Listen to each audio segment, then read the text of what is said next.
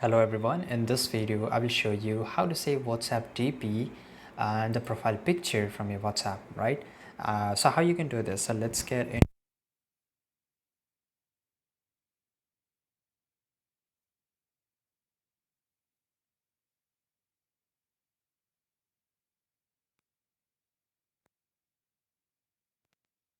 So how you can do this now?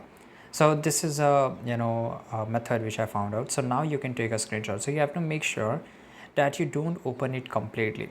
Just open it up like this and then you can take a screenshot and that screenshot will be available. Now you can always crop it out if you want it, right? So in this way you can do this, and this is the only method which is working, right? And you cannot do it from anywhere right now. So if I just try to, let me just crop this out, right? And in this way I can take a screenshot. So thanks for watching. Make sure to like this video and subscribe our channel.